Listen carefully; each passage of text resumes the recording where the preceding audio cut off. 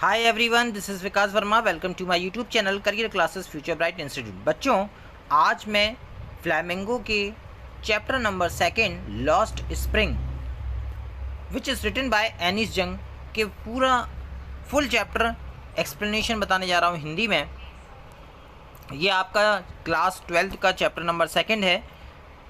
आइए हम इस स्टोरी को पढ़ने से पहले इसके समरी को जान लेते हैं कि इसमें ये स्टोरी जो लिखी गई है किसके बारे में लिखी गई है। तो देखिए, यहाँ पर एनिस जंग जो हमारी राइटर हैं वो क्या कह रही हैं कि लॉस्ट स्प्रिंग जो कहानी है वो हमारे भारतीय समाज की दो बड़ी समस्याओं के बारे में बताती हैं जिनका लेखिका ने अनुभव किया है। ये समस्याएं गरीबी और रूढ़ियां हैं जो भारत के कुछ भागों में अभी भी पाई जाती हैं। यह पाठ दो भागों में विभाजित है। पाठ का पहला भाग सीमापुरी के कचरा इकट्ठा करने वाले लोगों की दयनीय स्थिति को दर्शाता है और पाठ का जो दूसरा भाग है वो फिरोजाबाद के चूड़ी बनाने वालों की दयनीय स्थिति को दर्शाता है। इस प्रकार वे दिन रात चूड़ियाँ बनाने में अपने आँखों की रोशनी खो देते हैं। तो आइए हम इस चैप्टर के पैराग्राफ के माध्यम से समझते हैं कि क्या स्टोरी और क्या बात उन्होंने बताई है एनिस जंग जी ने। तो आइए देखते हैं हम पैराग्राफ नंबर 1। कभी इसमें लिखा है, sometimes I find a rupee in a garbage. कभी कभी मुझे कचरे में रुपए भी मिल जाता है। Why do you do this. अब देखिए, यहाँ पर एनी जंग जी उनसे कह रही है, उस बच्चे से जिसका नाम साहिब होता है, कि तुम यह क्यों करते हो।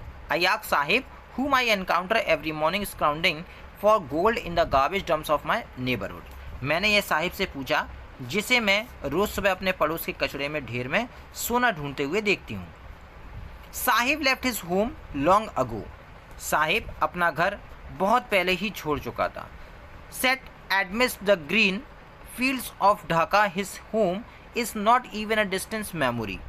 उसे अपने उस घर के बारे में कुछ भी याद नहीं है जो कि ढाका के हरे भरे खेतों के बीच था। There were many storms that swept away their fields and homes, his mother tell him। उसकी माँ उसे बताती हैं कई तूफानों ने की वजह से उनके घर और खेत नष्ट हो गए थे। That's why they left looking for gold in the city, big city where he now lives। इसी वजह से उन्हें घर छोड़ना पड़ता था और सोने की खोज में बड़े शहर आ गए जहां अब वे रहते हैं। I have nothing else to do, he mutters looking away। Sahib कहीं और देखते हुए बुदबुदाता है, मेरे पास कोई और काम करने के लिए नहीं है। Go to school, I say glibly, realizing immediately how hollow the advice must sound। School जाओ, मैं लापरवाही से या आसानी से कहती हूँ, फिर तुरंत मुझे एहसास होता है कि मेरी सलाह कितनी खोखली प्रतीत होगी। There is no school in my neighborhood, when they build one I will go। मेरे पड़ोस में कोई विद्यालय नहीं है, जब वे विद्यालय बना देंगे मैं चला जाऊंगा। If I start a school, will you come? यदि मैं विद्यालय प्रारंभ करूं तो तुम आओगे। I asked half joking। मैंने कुछ मजाक में पूछा। Yes, he says smiling broadly। हाँ, उसने मुस्कुराते हुए कहा। A few days later I see him running up to me। कुछ दिनों बाद मैं उसे दौड़ते हुए अपने पास आते हुए देखती हूँ। Is your schools ready? क्या आपका स्कूल तैयार है? लड़का उस एनिस जंग से पूछता है। It takes longer to build a school। School बनने में लंबा समय लगता है। I say embarrassed as having a promise that was not mean। मैंने कहा, मैं ऐसा वादा करने के लिए शर्मिंदा थी जिसका कोई अर्थ नहीं था। But promises like mine abroad in every corner of his bleak world। परंतु ऐसे वादे जैसा मैंने किया था इस निराशाजनक दुनिया में प्रत्येक कोने में किए जाते हैं। After months of knowing him, यानी साहिब को जाने हुए काफ़ी महीने हो चुके थे। I asked him his name। मैंने उसे उसका नाम पूछा। साहिब आलम। उसने जोर से कहा, मेरा नाम साहिब आलम है। He does not know what it means। उसे पता नहीं था कि उसके नाम का क्या मतलब है। If he knows it means Lord of the universe। अगर वह इसका मतलब जानता तो ब्रह्मांड का स्वामी। He would have a third time believing it। तो वह इस पर विश्वास नहीं कर पाता। Unaware of what his name represents, he roams the street with his friend, an army of barefoot boys who appear like the morning birds and disappear at noon. अपने नाम के अर्थ से अनजान वह अपने दोस्तों के साथ गलियों में घूमता रहता है, नंगे पैरों वाले सड़कों की सेना जो कि सुबह के पक्षियों की भांति प्रकट होते हैं और दोपहर होते ही गायब हो जाते हैं. Over the months I have come to recognize each of them. महीनों बाद मैं उनमें से हर एक को पहचानने लगी हूँ. Why aren't you wearing chappals? I asked one. तुमने चप्पल क्यों नहीं पहनी है? मैंने एक से पूछा. My mother did not bring them down from the shelf, he answered simply. मेरी माँ ने ताड़ पे से चप्पल उतार कर नहीं दिए, उसने सरलता से उत्तर दिए, और इसलिए मैंने चप्पल को नहीं पहना. Even if she did, he will throw them off. अगर वह दे भी देती तो वह उन्हें फेंक देता. Adds another who is wearing shoes that do not match. दूसरा लड़का बोलता है जिसने बिना मेल के जूते पहन रखे हैं. When I comment on it, he shuffles his feet and says nothing. जब मैंने इस पर टिप्पणी की वह अपने पैरों को ज़मीन पर घिसने लगा और बोला कुछ नहीं. I want shoes, say a third boy who has never owned a pair of all his life. मुझे जूते चाहिए, एक तीसरा लड़का बोला जिसने अपने पूरे जीवन में कभी जूते नहीं लिए थे. Traveling across the country, I have seen children walking barefoot in cities on village road. देश भर में घूमते हुए मैंने कई बच्चों को शहरों में गांव की सड़कों पर नंगे पैर घूमते हुए देखा है. It is not lack of money but a tradition to stay barefoot. इसका एक ही स्पष्टीकरण दिया जाता है कि पैसे की कमी नहीं है बल्कि नंगे पैर रहने की परंपरा है. I wondered if this is only an excuse to explain away a perpetual state of poverty. मैं हैरान हूँ कि क्या यह गरीबी की चिरस्थायी स्थिति का वर्णन करने का बहाना मात्र है. I remember a story a man from Udupi once told me. मुझे एक कहानी याद है जो मुझे उडुपी के एक व्यक्ति ने एक बार सुनाई थी. As a young boy he would go to school past an old temple. जब वह एक छोटा लड़का था तब वह स्कूल जाते समय एक पुराने मंदिर के पास से गुजरता था. Where his father was a priest, जहाँ उसके पिता पुजारी थे. He would stop briefly at the temple and pray for a pair of shoes. वहाँ थोड़ी देर के लिए मंदिर पर रुकता था और एक जोड़ी जूते के लिए प्रार्थना करता था. 30 years later, यानी 30 वर्षों के बाद, I visited his town and temple. मैं उसके शहर और मंदिर गई. Which was now drawn in an air, जहाँ अब वीरानी छाई है. The backyard where lived the new priest. अब देखिए पीछे आंगन में जहाँ की अब नए पुजारी रहते हैं. There were red and white plastic chairs. वहाँ लाल और सफ़ेद रंग की प्लास्टिक की कुर्सियाँ थीं. A young boy dressed in a grey uniform, wearing socks and shoes. एक लड़का स्लेटी वर्दी, मोजे व जूते पहने हुए हाँफता हुआ आया. Looking at the boy, arrived painting and threw his school bag on the folding bed. उसने अपना स्कूल का बस्ता फोल्डिंग पलंग पर फेंक दिया. Looking at the boy, I remembered the prayer another boy had made to the goddess when he had finally got a pair of shoes. लड़के को देखते हुए मुझे अन्य लड़के द्वारा देवी से की गई प्रार्थना याद थी जब उसे आखिरकार एक जोड़ी जूते मिल ही गए थे. Let me never lose them. और मैं इन्हें कभी गुम ना होने दूंगा. The goddess had granted his prayer. देवी ने उसकी प्रार्थना स्वीकार कर ली थी. But many other like the rag pickers in my neighborhood remain shoeless. लेकिन हुआ क्या, अब युवा लड़के पुजारी के बेटे के समान जूते पहनते थे, लेकिन मेरे पड़ोस में कचरा इकट्ठा करने वाले बच्चे अब भी बिना जूते के घूमते थे. My acquaintance with the barefoot rag pickers lead me to Seemapuri. नंगे पैर कचरा इकट्ठा करने वाले से मेरी जान पहचान मुझे सीमापुरी ले गई. A place on the periphery of Delhi yet miles away from it metamorphically. एक स्थान जो कि दिल्ली की सीमा पर है लेकिन अगर देखा जाए तो यह वहाँ से मीलों दूर है. Those who live here are squatters who came from Bangladesh back in 1971. यहाँ रहने वाले लोग अवैध निवासी थे जो 1971 में बांग्लादेश से आए थे. Saheb family is among them. उन्होंने वहाँ साहिब की परिवार भी यहीं का था. In structures of mud with roofs of tin and tarpaulin. उन्होंने वहाँ कब्जा कर लिया था और साहिब का परिवार उनमें से बता रहे हैं कि एक था। और सीमापुरी जो था उस समय निर्जन स्थान हुआ करता था। In structures of mud with roofs of tin and tarpaulin, बता रहे हैं कि वहाँ पर क्या था, जिनकी छतें टीन और तिरपालों की है। ऑफ सीवेज ड्रेनेज और running water life 10,000 rag pickers, जहाँ ना सीवर है, ना नालियाँ और ना जल निकास, वहाँ 10,000 कचरा इकट्ठा करने वाले लोग रहते हैं। They have lived here for more than 30 years without an identity. वे यहाँ पिछले 30 सालों से रह रहे हैं बिना पहचान के, बिना आज्ञा के, लेकिन राशन कार्ड है उनके पास।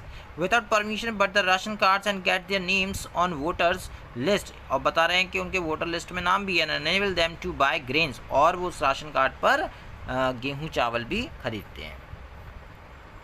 अब देखिए, food is more important for survival than an identity. जीवित रहने के लिए पहचान से ज़्यादा आवश्यक भोजन है। If at the end of the day we can feed our families and go to bed without an aching stomach, दिन खत्म होने पर यदि हम अपने परिवारों को भोजन दे सकें और बिना पेट के दर्द, यानी कि भूख से जो दर्द होता है, ये सोने जा सकें, तो जो हमें अनाज नहीं देते उन खेतों की बजाय हम यहाँ रहना चाहेंगे। बता रहे हैं वो कि भाई कि उन्हें किसी भी देश से कोई मतलब नहीं है, उन्हें बस रहने को और खाने को मिलता रहे, तो वो वहीं पर बस जाते थे टेंट लगाकर। लिखा हुआ है, we would rather live here than the fields that have us no grain, say a group of women in tattered sarees when I asked them why they are left their beautiful land of green fields and rivers। अब देखिए, बता रहे हैं कि फटी पुरानी साड़ी पहने स्त्रियों के दल ने मुझे कहा, जब मैंने उनसे पूछा कि वे अपने हरे भरे खेतों व नदियों वाली सुंदर भूमि को छोड़कर यहाँ क्यों आईं, तो उन्होंने क्या कहा, wherever they find food they pitch their tents and that becomes transit homes। जहाँ भी कहीं उन्हें भोजन मिलता है वे वहीं अपना टेंट लगाकर डेरा डाल लेती हैं। Children grow up in them becoming partners in survival, वहाँ वह उनका अस्थायी घर बन जाता था और बच्चे इन्हीं टेंटों में बड़े होते थे। And survival in Seemapuri means rag picking, और फिर जीवन संघर्ष में भागीदारी हो जाते थे। बता रहे हैं कि सीमापुरी में जीवन रहने का अर्थ मतलब है कचरा इकट्ठा करना है। Through the years it has acquired the proportion of fine arts, और ये भी कह रहे हैं कि वर्षों से ऐसा करने के कारण यह क्या था, यह उनके लिए एक कुशल कला बन चुकी थी। Garbage to them is gold, और कचरा उनके लिए सोना था। It is their daily bread, a roof over their heads, even if it is a leaking roof but a child it is even more. यह उनका रोज़ का भोजन है, उनके सिर पर छत है, चाहे वह टपटपाती हुई छत की क्यों ना हो, परंतु एक बच्चे के लिए उससे भी कहीं ज़्यादा है। I sometimes find a rupee even a 10 rupee note. Sahib कहता है मुझे कभी कभी 1 रुपये मिल जाता है, कभी 10 रुपये का नोट भी। Sahib says his eyes lightning up, और साहिब कह रहा है कि तब मेरी आंखों में एक चमक आ जाती है। And I finding a silver coins in a heap of garbage, और जब आपको कचरे में ढेर में से किसी एक चांदी का सिक्का मिल जाता है तो आप उसमें ढूंढना बंद नहीं करते, यानी वो और तेज़ी से कुछ और चीज़ें भी ढूंढने लगती। जैसे आपको कोई चीज़ मिल जाए तो आप सोचते हो शायद यहाँ पर कुछ और अच्छी चीज़ें मिल जाएँ, तो वो बच्चे भी जब कचरे में से कुछ मिलता था तो वो और तेज़ी से उस कचरों को छानने लगते थे, मतलब ढूंढने लगते थे कि इसमें कुछ और भी मिल जाए हमें। अब देखिए, it seems that for children garbage has a meaning different. अब देखिए, बच्चों के लिए कचरा जो था उनका अलग ही मतलब था इस कचरे का। For what it means to their parents, और उनके पेरेंट्स के लिए भी अलग क्या था, एक गुजारा करने का ज़रिया था। For the children it is wrapping in a wonder, for the elders it is meaning of survival. देखो, इनके माता पिता के लिए कचरा बीनना क्या था, एक जीवन यापन करने का एक क्या था, काम था, और बच्चों के लिए क्या था, एक कला थी कि भाई जहाँ पर अगर हमें कुछ चीज़ें मिल जाए कचरा में तो हम और तेज़ी से उसको ढूंढने लगते हैं वहाँ पर कि हमें हो सकता है कि यहाँ पर और कोई अच्छी चीज़ भी मिल जाए। One winter morning I see Sahib standing by the fence gate of the neighborhood club। सर्दियों की सुबह मैंने साहिब को पड़ोस के क्लब के बाहर लगे गेट के पास खड़े देखा। Watching 2 young man dressing in white playing tennis. वह सफ़ेद कपड़े पहने 2 युवकों को टेनिस खेलते देख रहा था। I like the game. मुझे यह खेल बहुत अच्छा लगा। He hums content to watch it standing behind the fence. बाड़े के पीछे खड़े होकर वह बुदबुदाता और वह बाड़ के पीछे खड़े हुए उस खेल को देखता हुआ संतुष्टि प्राप्त करता। I go inside when no one is around. मैं अंदर जाता हूँ जब वहाँ कोई नहीं होगा। The gate keeper lets me use the swing. वह कहता है चौकीदार मुझे झूला इस्तेमाल करने देता है। Sahib two is wearing tennis shoes that look strange over his discoloured shirt and shorts. Sahib ने भी टेनिस खेलते हुए पहने जाने वाले जूते पहन रखे थे जो उसकी बेरंग कमीज और निक्कर के साथ बड़े अजीब लग रहे थे। Someone gave them to me, he says in the manner of an explanation. यह मुझे किसी ने दिए थे, वे स्पष्टीकरण देने के ढंग से उसने वो बताता है। The fact that they are discarded shoes of some rich boy. ये जूते किसी अमीर लड़के के उतारे हुए थे या फेंके हुए थे। Who perhaps refused to wear them because of a hole in one of them. क्यों? उसने इसलिए मतलब बता रहे हैं कि जिसने भी उस जूते को फेंके हो, क्यों फेंके थे? क्योंकि उस जूते में क्या था? एक छेद था। In one of them does not bother him, for one who had walked barefoot, even shoes with a hole in a dream come true. उससे उसे फर्क नहीं पड़ता। नंगे पैर घूमने वाले लड़कों के लिए वह छेद वाला जूता भी ऐसे है जैसे कि उसका कोई सपना पूरा हो गया हो। Sahib but the game is watching so intently is out of his reach. परंतु वह खेल जो था वो साहिब के पहुंच से बाहर था। This morning Sahib is on his way to the milk booth. In his hand is a steel कनस्तर।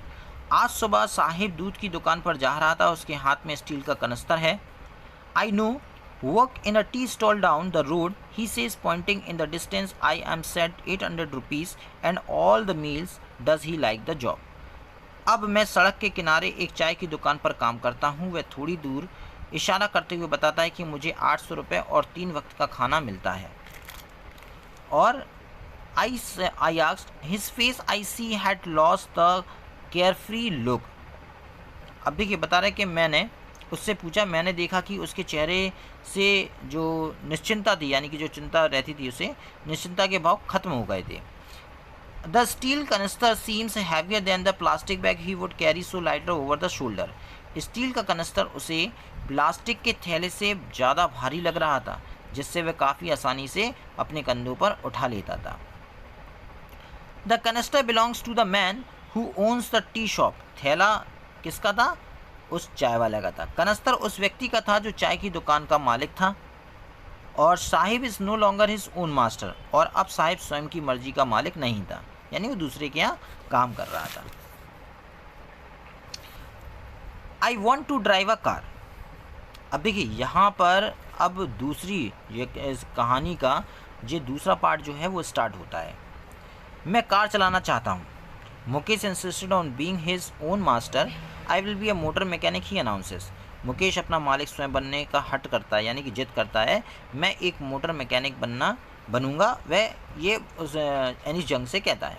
Do you know anything about cars? I asked. मैंने उससे पूछा कि तुम कार के बारे में कुछ जानते हो?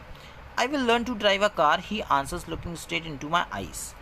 मैं कार चलाना सीख लूँगा, वह मेरी आंखों में देखते हुए उत्तर देता है।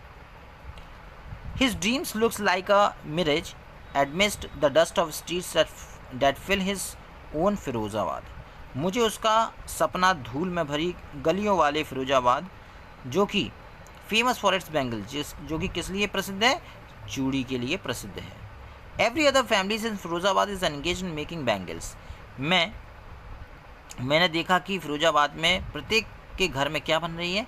बैंगल्स बनती है। और फिरोज़ाबाद बैंगल्स के लिए यानी चूड़ी के लिए ही प्रसिद्ध है। It is a centre of India glass blowing industry where families have spend generations working around furnace welding glass making bangles for all the womens in the land it seems. Firozabad में हर दूसरा परिवार चूड़ियाँ बनाने का काम करता है। यह भारत के कांच धमन उद्योग का केंद्र माना जाता है। ऐसा लगता है कि यहाँ के परिवारों की अनेक पीढ़ियों ने भट्टियों के पास आसपास कार्य करके कांच तोड़कर देश की सभी महिलाओं के लिए चूड़ी बनाने में अपना जीवन बिता दिया है। Mukesh family is also amongst them. Mukesh का परिवार भी उनमें से एक है। One of them know that it is illegal for children like him to work in the glass furnace with high temperature in dingy cells without air and lights. उनमें से कोई भी यह नहीं जानता कि बच्चों का ऐसी उच्च तापमान वाली कांच तपाने की भट्टियों तथा अंधेरे कक्षों में इनमें न हवा है न जहां रोशनी आ सकती है कार्य करना एक गैर कानूनी है। यह कानून लागू हो जाए। अब यही बता रहे हैं यहाँ पर कि that the law if enforce could get him all those 20,000 children out of the hot furnace where they slogged their daylight hours, often losing the brightness of their eyes. अगर बता रहे हैं कि यदि यह कानून लागू हो जाए तो मुकेश व उसके साथ 20,000 बच्चों को उन गर्म भट्टियों से निकाला जा सकता है जहां वे दिन का समय परिश्रम करने में व्यतीत करते हैं। Mukesh eyes beams as the volunteer to make me home, which he proudly says it being rebuilt. Mukesh की आंखों में चमक आ जाती है जब वह मुझे अपने घर ले जाना चाहता है। He walked down, stinning, lanes choked with garbage, past homes that remain hoving with crumbling walls, wobbly doors, no windows, crowded with families of human and animals coexisting in primeval state. वह बड़े गर्व के साथ बताता है कि उसका घर पुनः बनाया जा रहा है। हम ऐसी गलियों से गुजरे जो कूड़े से अटी हुई है, जहाँ से बहुत तेज दुर्गंध आ रही है और जहाँ केवल गिरती हुई दीवारों वाली झोपड़ियाँ रह गई हैं। इनके दरवाजे जर्जर यानी कि टूटे फूटे हैं और या टूटने वाले हैं। खिड़कियाँ भी नहीं हैं जिनमें आदिम लोगों के समान जानवरों व मनुष्यों की भीड़ एक साथ रहती है। वह ऐसे ही एक घर के दरवाजे के बाहर रुका। He stopped at the doors of one such house, bangs a wobbly iron door with his foot and pushes it open. वह एक ऐसे दरवाजे के पास बाहर रुका और लड़खड़ाते हुए लोहे के दरवाजे को पैर से ठोकर मारता है। We enter a half-built shack. In one part of its hatch with dead grass is a firewood stove over which sits a large vessel of sizzling spinach leaves. तथा उसे देखिए दरवाजे को लात मारता है और दरवाजे को खोल देता है। हम एक आधी बनी हुई झोपड़ी में प्रवेश करते हैं जिनके एक भाग में सूखी घास का छप्पर था और उसमें क्या हो रहा था, चूल्हे पर बड़े बर्तन पे गर्मा गर्म पालक की पत्तियां पक रही थी। On the ground in large aluminium platters are more choppers vegetables. और ज़मीन पर एल्यूमिनियम की बड़ी थालियों में और सब्जी कटी हुई रखी थी। Africa young women is cooking the evening meal for whole family. एक बहुत ही दुबली पतली महिला पूरे परिवार के लिए शाम का खाना पका रही थी। Through eyes filled with smoke he smiles. धुएं से भरी आंखों से देखकर वह मुस्कुराई। और she is the wife of the Mukesh elder brother. वह मुकेश के बड़े भाई की पत्नी है। Not much older in years, she had begin to command respect as a bahu. अब उसकी आयु अधिक नहीं है, परंतु घर की पुत्रवधू होने के कारण उसे बहू के रूप में आदर सम्मान मिलने लगा है। अब देखिए, she was begin to command respect to a bahu, the daughter in law of the house already in charge of 3 mens. अब देखिए बता रहा है उस पर पहले ही 3 लोगों की जिम्मेदारी आ चुकी है, उसके पति मुकेश और उसके पिता, है ना। Mukesh and their father. Then the older man enters. She gently withdraws behind the broken walls and brings her wheel closer to her face. जब वृद्ध व्यक्ति घर में आता है तो वह बड़े आदर से टूटी हुई दीवार के पीछे वो महिला चली जाती है, यानी घूंघट कर लेती है ना, चेहरे पर घूंघट कर लेती है। और क्या करती है वो, as custom commands, daughter-in-law must veil their faces before male elders. In his case, the elder in an impoverished bangle maker, despite long years of hard labor, find first a tailor, then a bangle maker. ठीक है, बता रहे हैं जैसा कि रिवाज है उनके यहाँ की घर की बहुओं को घर के बुजुर्ग के सामने घूंघट करना पड़ता है, यहाँ पर घर का बुजुर्ग गरीब चूड़ी बनाने वाला है। वह पहले क्या था, दर्जी था, कपड़े सिलता था। फिर वह चूड़ी बनाने का काम करने लगा और कई वर्षों के कठिन परिश्रम करने के बाद he had failed to renovate a house, send his 2 sons to school. अब देखिए, वह अपने घर की मरम्मत नहीं कर सका, है ना, क्योंकि वो इतना पैसा कमा नहीं पाया, और ना ही वह अपने दोनों बेटों को स्कूल पढ़ाने भेज सका। All he has managed to do is teach them what he knows, the art of making bangles. वह उन्हें केवल एक ही चीज़ सिखा पाया था कि भाई चूड़ी बनाना। उसे पढ़ा लिखा नहीं पाया था, केवल उसे चूड़ी बनाना ही सिखा पाया था। अब इट इज़ हिज करम, his destiny, says Mukesh grandmother. अब देखिए, मुकेश की दादी कहती है कि यही उसका कर्म है, उसका भाग्य है। Who has watched her own husband go blind with the dust from polishing the glass of bangles, जिसने अपने पति को चूड़ियों के कांच को चमकाने से उत्पन्न, है ना, चमकाने की जो धूल होती है उससे उसका पति अंधा हो गया था। Can a God given lineage ever be broken? क्या ईश्वर ने जिस जाति में हमें पैदा किया है इसे छोड़ा जा सकता है? She implies born in caste of bangle maker, they have seen nothing but bangles in the house, in the yard, in every other house, every other yard, every street in Firozabad. दादी के कहने का तात्पर्य यह है कि चूड़ी बनाने वालों की जाति में पैदा होकर उन्होंने घर में, आंगन में, हर दूसरे घर में, हर दूसरे अहाते में, फिरोजाबाद की हर गली में चूड़ियों के अतिरिक्त कुछ नहीं देखा है। Spirals of bangles, sunny gold, paddy green, royal blue, pink, purple, every color born out the 7 colors of the rainbow lie in mouths of unkempt yards are piled on 4-wheeled handcarts pushed by young men along the narrow lanes of the shanty town.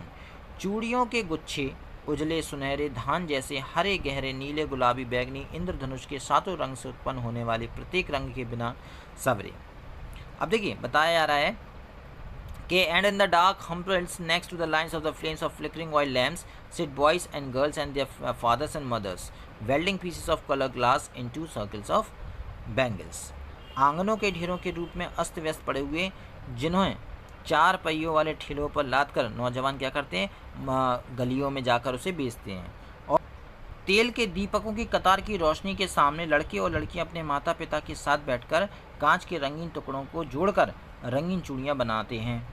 Their eyes are more adjusted to the dark than to the light outside. उनकी आंखें बाहर के प्रकाश की वजह अंदर के अंधेरे की आदी हो चुकी हैं। That is why they often end up losing their eyesight before they become adult. यही कारण है कि वे जब वयस्क हो, मतलब कि जब वो बड़े होते हैं तो उनके जैसे जैसे बड़े होते हैं तो उनकी पूर्वी आँखों की रोशनी भी धीरे धीरे कम होती जाती है।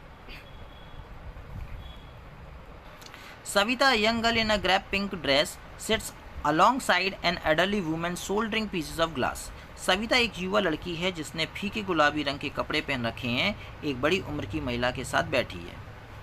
And her hands move mechanically like the tongues of a machine. और कांच के टुकड़ों को जोड़ रही है जिससे उसके हाथ जो है बिल्कुल मशीन की तरह चल रहे हैं। I wondered if she knows the sanctity of the bangles she helps make. मैं आश्चर्यचकित हूँ कि वह जिन चूड़ियों को बनाने में सहायता कर रही है, it symbolise an Indian women suhag, क्या उसे उन चूड़ियों की पवित्रता का पता है? यह भारतीय नारी के सुहाग होता है ना। ऑस्पिशियस यानी कि सौभाग्य की बात है भाई। इन मैरिज की शादी के दिन पहनी जाती है, जो शादीशुदा होती हैं वो महिलाएं उनको पहनती हैं।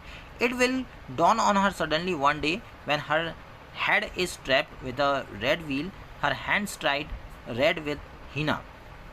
सौभाग्य का प्रतीक मानी जाती हैं, विवाह में शुभ मानी जाती हैं, किंतु एक दिन उसे यह सब पता चल जाएगा।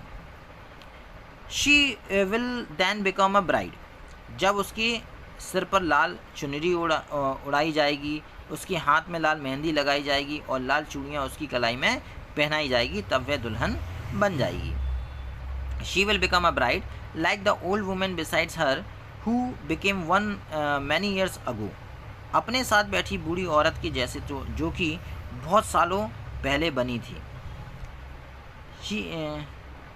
She still has bangles on her wrist but no lights in her eyes, उसकी कलाई में चूड़ियाँ तो थीं लेकिन उसकी आंखों में रोशनी नहीं थी। अब देखिए वो क्या कह रही है, एक वक्त शेर भर खाना भी नहीं खाया, ये क्यों कहा गया? एक वक्त शीर पर खाना नहीं खाया गया, वह खुशी आवाज़ में कहती है। कौन सी महिला? जिसकी आंखों की रोशनी कम हो गई है। She says in a voice train of a joy, खुशी से कह रही है वो महिला, she has not enjoyed even one full meal in her entire life, यानी उसने पूरे जीवन में भरपेट कभी खाना नहीं खाया है। That's what she has repeated her husband, an old man with a flowing beard says I know nothing except bangles. उसने अपने पूरे जीवन में कभी पेट भर खाना नहीं खाया, यही तो उसने अपने जीवन में क्या प्राप्त किया है। उसका पति एक लंबी दाढ़ी वाला बूढ़ा व्यक्ति कहता है, मैं चूड़ियों के अतिरिक्त कुछ और नहीं जानता। All I have done is make a house for the family to live in, मैंने केवल इतना किया है कि अपने परिवार के रहने के लिए एक घर बना दिया है। देखिए बताया जा रहा है कि गांव में जिसका घर बना होता है उसको सबसे मतलब कि भाग्यशाली माना जाता है। Hearing one wonder if he has achieved what many have failed in their life time, उसकी बात सुनकर लगता है कि उसने वह उपलब्धि प्राप्त कर ली है जो कई लोग अपने पूरे जीवन काल में नहीं कर पाए हैं। He has roof over his head, उसके सर पर छत है।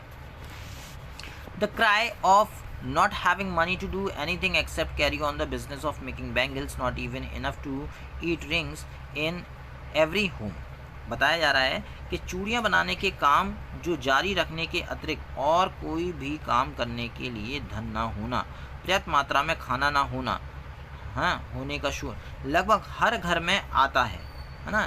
The young man echo the laments of their elders, युवक बड़े की भांति प्रलाप करते हैं। Little has moved with time it seems in Firozabad, ऐसा लगता है कि फिरोज़ाबाद के समय में के साथ कुछ नहीं बदला है। Years of mind numbing toil have killed all initiative and the ability to dream, वर्षों से दिमाग को शून्य कर देने वाले परिश्रम के कारण न में स्वयं कुछ करने या सपना देखने की योग्यता का अंत हो गया था। यानी वहाँ के लोग कुछ इससे ज़्यादा कुछ सोच ही नहीं पाते थे, उन्हें बस चूड़ी दिखती थी। Why not organize yourself into a cooperative?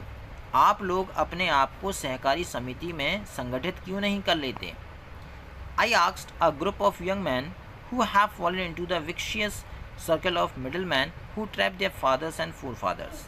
मैंने उन युवकों से कहा जो बिचौलियों के विषम जाल में फंसे थे, जिन्होंने उन युवकों के बाप दादाओं को भी फंसाया था।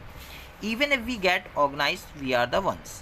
उन्होंने कहा अगर हम संगठित हो भी जाते हैं तो who will be halted up by the police, तो पुलिस हमें पकड़कर घसीटते हुए ले जाएगी, है ना। beaten and dragged to jail for doing something illegal, मारेगी पीटेगी और अवैध कार्य करने के लिए हमें जेल में डाल देगी। there is no leader among them, no one could help them see things differently, उनमें से कोई उनका नेता नहीं है जो कि उनका चीज़ों के प्रति नज़रिया बदल सके।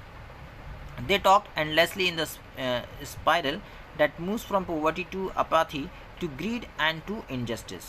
अब बताया जा रहा है यहाँ पर कि उनके पिता भी उनकी ही भांति थक चुके थे। निर्धनता से भावहीनता और भावहीनता से लालच और फिर अन्याय के बारे में उनकी कभी न खत्म होने वाली बातें बढ़ती जाती हैं। Listening to them, I see two distinct worlds, one of the family caught in web of poverty। उनकी बातें सुनने के बाद मुझे दो अलग दुनिया दिखाई देती है। पहली पारिवारिक जो कि गरीब के जाल में उलझा हुआ था, गरीबी के जाल में उलझा हुआ था, और burden by the stigma of caste in which they are born, और जिस जाति में पैदा हुआ है वह उसके बोझ से दबने पर मजबूर है। The other a vicious circle of the sahukars, the middle man, the police man, the keepers of law, the bureaucrats and the politicians, और दूसरी तरफ साहूकारों का विषम चक्र और मध्यम स्थल पुलिस वाले, कानून के रक्षक और नौकरशाह और राजनीतिक थे। Together they have imposed the baggage on the child that he can not put down, सभी ने मिलकर बच्चों पर ऐसा बोझ डाल दिया है जो चाहकर भी वे कभी उतार नहीं सकते। Do to anything else would means to dare and daring is not part of the growing up, इससे पहले कि वो इन सबको या इन सब के बारे में जान पाए वह उसे इतनी ही सरलता से स्वीकार कर लेते जितना कि उनके पिता ने किया था। अब देखिए, when I sense a flash of its Mukesh I am cheered. अब देखिए, जब वो किसके बारे में बात कर रही है? मुकेश के बारे में, कि जब मुकेश की आंखों में जब वो चूड़ी ना बनाने की चाह देखकर मोटर मैकेनिक बनने की चाह देखती है तो राइटर बड़ी खुश होती हैं। I want to be a motor mechanic, he repeats. तो मुकेश क्या कहता है कि मैं दोबारा दोहरा कर कहता है कि मैं मोटर मैकेनिक बनना चाहता हूँ। He will go to a garbage and learn, मैं गैराज जाऊँगा और सीखूँगा। लेकिन but the garbage is long way from his home, garage जो था उसके घर से काफ़ी दूर था। आई विल वॉक ही, तो मैं पैदल चला जाऊँगा, वह कहता है। तो do you also dream of flying a plane, तो वह जिद करता है कि मैं मोटर मैकेनिक ही सीखूँगा। तो वहाँ पर राइटर कहती हैं कि क्या तुम हवाई जहाज़ उड़ाने का भी सपना देखते हो। ही सडनली साइलेंट, वो शांत हो जाता है, फिर कहता है नहीं। ही से स्टार्टिंग एट द ग्राउंड, वह अचानक चुप हो जाता है और क्या कहता है, धीरे से धरती की तरफ देखते हुए कहता है नहीं, मुझे एरोप्लेन नहीं उड़ाना है। In his small murmur there is embarrassment that has not yet turn into regret, उसकी हल्की सी भिनभिनाहट से घबराहट है जो अभी पश्चाताप में नहीं बदली। He is content to dream of cars and he sees hurtling down the streets of his town. He few aeroplanes fly over Firozabad, वह शहर की सड़कों पर तेजी से दौड़ती कारों को देखकर उनका सपना देखने से ही संतुष्ट है। यानी कि उसने अपने केवल गांव में कारों को, मोटरसाइकिलों को दौड़ते हुए देखा है, उसने ज़्यादा अपने गांव में एरोप्लेन को उड़ते नहीं देखा। तो फिरोजाबाद पर बहुत कम वायुयान उड़ान भरते हैं, इसलिए उसे केवल मोटर मैकेनिक ही बनना था।